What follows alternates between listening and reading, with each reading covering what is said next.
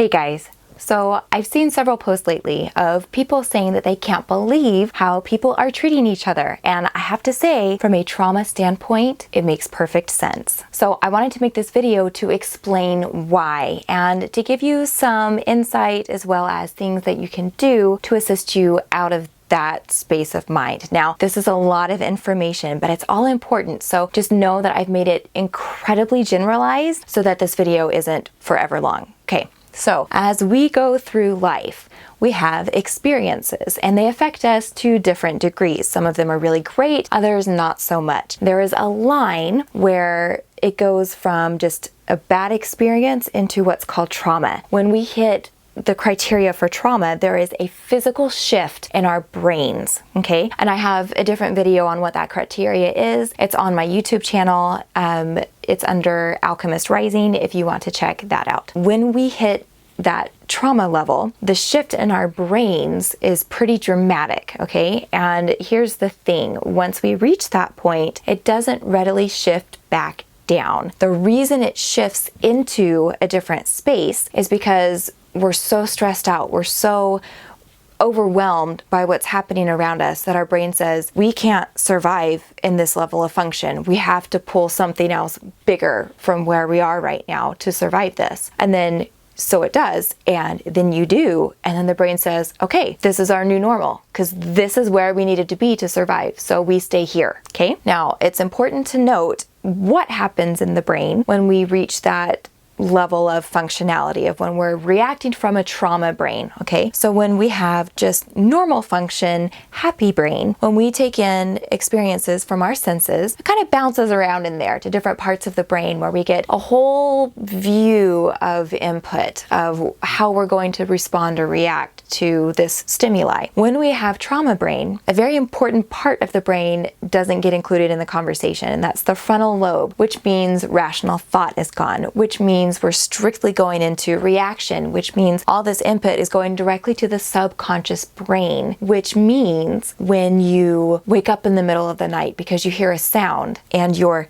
here, and your brain says, oh my gosh, it's a zombie, or oh my gosh, it's an alien. You can have the thought of, oh no, that was just my neighbor. Oh no, that was just my pet. Oh, that was just the wall settling. But your brain's not going to consider it in the response that's happening. So your heart's gonna race, your breathing is gonna be fast and shallow, and you're not gonna feel better until you get up and look for and not find that zombie or alien that you swear is out there, even if you feel stupid for it, because your brain doesn't care. It's saying, right now, this is the response that we're having. So here you are stuck in the red zone, right? And what you need is to tell your brain to get the message that it's okay to stand down, right? So you do yoga, you meditate, you take a hot bath, and maybe that feels nice. But then you start to think and worry and obsess, and you jump back into the fray just as soon as you're done. Or maybe you have flashbacks and you respond emotionally to that. Or maybe your calming techniques feel super irritating, so you just give up and you turn on the TV instead. So here's why that happens. Your brain took in your environment and made a decision that you were no longer safe. It then up-leveled your function to get you to a safe functionality, and now you are telling it to chill out. Raise your hand if you appreciate someone telling you to just calm down when you're upset. Or how about when you do something that you feel is absolutely necessary and someone invalidates you? That one's fun too. So you can try to suppress it, but that's like holding a beach ball underwater. The pressure is going to build up and it will pop back up,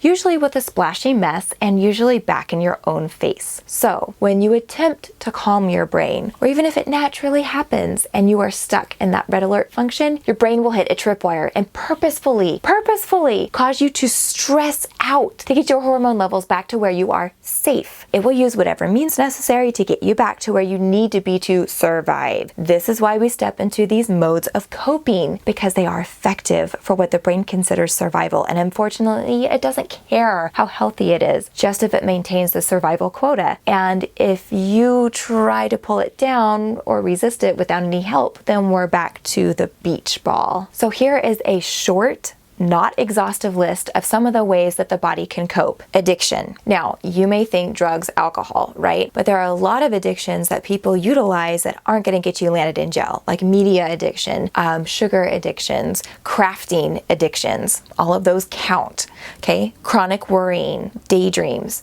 Have you ever had a daydream where it starts out nice, but then it gets weird or even gross and dark and traumatic, and you're like, oh my gosh, what the hell is wrong with my brain? This is what's wrong with your brain. You started calming down. So it said, no, think weird stuff, get stressed out about it. Hypervigilance, flashbacks, obsessions, zoning out with media. Typically, people who are stuck up here, you're going to choose media that's going to be highly stressful to watch. It's very graphic, that's scary, and it can even feel good when you're watching it too. You're like, yeah, no, I'm really into this show, man. I think about it all the time. I can't wait to watch that next episode. So why would you feel that way if it's a negative response in your body? Because your brain doesn't think it's a negative response. Your brain is saying, oh yeah, that's great. Stress out. That's perfect, because that takes us where we need to be safe. Overworking the body, specifically talking about exercise here or working too much, like at the office. A critical inner voice. Who doesn't get stressed out by that? Seeking out conflict, having aggressive behavior, and insomnia. Okay, and that is a short list. This is by no way exhaustive. So what can you do from here? This is what I call breaking the trauma loop. So here's my little cycle: trauma,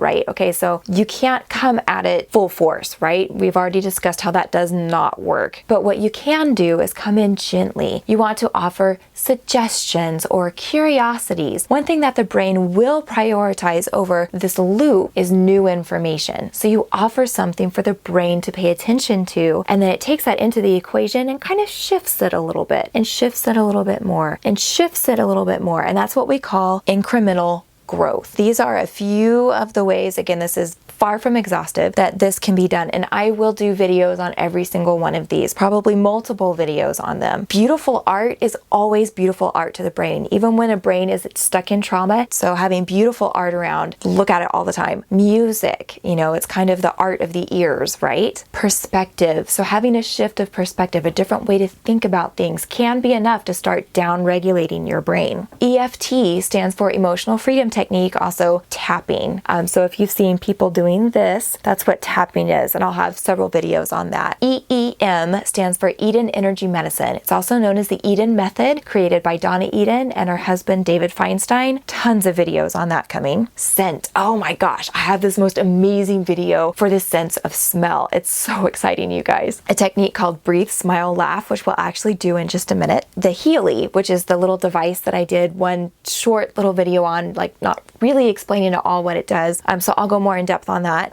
in a different video. And LifeWave patches, and that's another brilliant energy assistive method that I'll do videos on. So breathe, smile, laugh. Are you ready? So focus in, take just a few seconds on something that is either irritating, stressful, or painful to you right now, and then rank it from 0 to 10, with 10 being the worst that it could possibly be. So find your number in there, and once you have your number, we're going to take a breath. It's not the depth that matters so much as the rate. So we just want to go slow and allow it to be easy on your body. You don't have to force it to be deeper than you want to, okay? One breath. Here we go.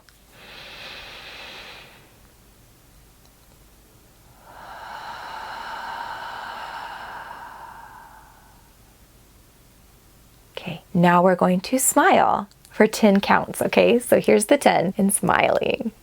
Lots of smiling, still smiling. It's so great to be smiling. Smiling's a happy thing to do. Okay, now just check in real fast. Do you feel a little bit less? A little bit better? Okay, now count of 10 again, but this time with laughing, and be ridiculous with it, okay?